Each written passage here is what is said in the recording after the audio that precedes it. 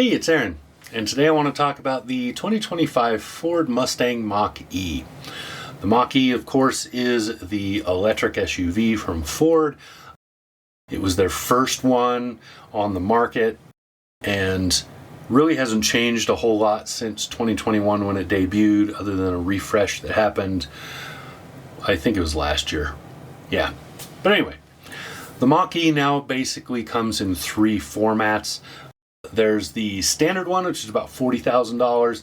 There's the premium, which is about $44,000. And then there's the GT, which is a ton of fun to drive, at about $56,500. Honestly, if I were buying, I would just buy the GT.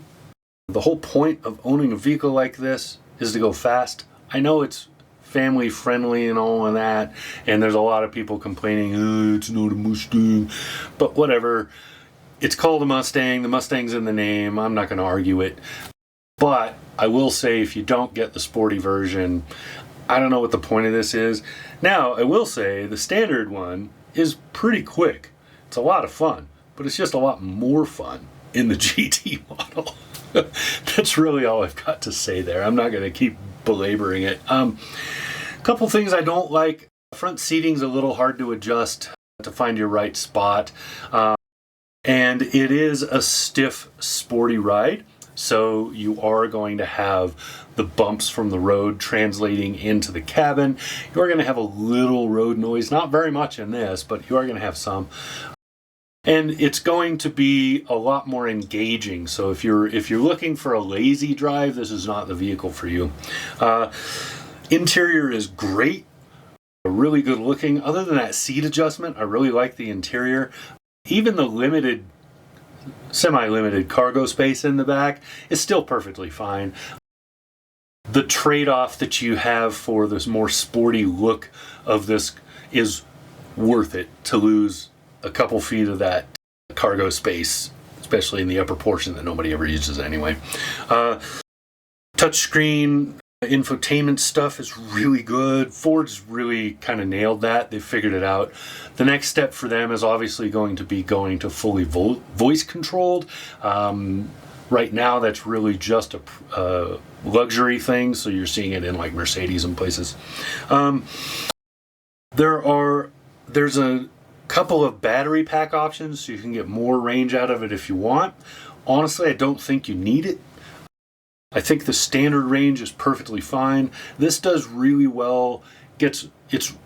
I've done testing in the past with previous models, and it's a very efficient EV, and the charging is fast. So I don't see that most people are really going to need more range, but there are a lot of people where that anxiety really is a thing, and they're going to want it, and I'm not going to knock you for it. I just don't think most people need it. Yeah, I don't know what else to say. I just really like this vehicle. It's a ton of fun to drive. It's a really great setup. The price is about right. The average new car right now is about $50,000. That's the average sale price right now. So asking $44,000 is not bad for a mid-range version of this, and $56,500 for a, what's the term I'm looking for the top end of this is pretty good price, actually. And because it's an electric, Ford's going to be putting money on the hood. Everybody's going to be doing that because the government's no longer throwing money at them. So I would really, really recommend looking at one of these if this appeals to you. Again, it is a sporty drive, not a lackadaisical drive. So if you're just looking for a cruiser to haul the kids around and stuff, this isn't it. Look at Hyundai and Kia for that. They have some really good models that are electric.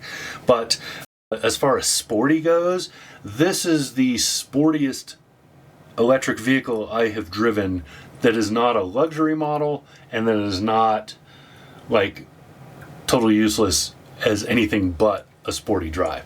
So this is one of the best ones I've driven, and I really like it. Ford nailed it on this. So yeah, that's all. I'm not going to say any more. That's the 2025 Ford Mustang Mach-E. This has been Aaron. Talk to you again soon. Get that GT model.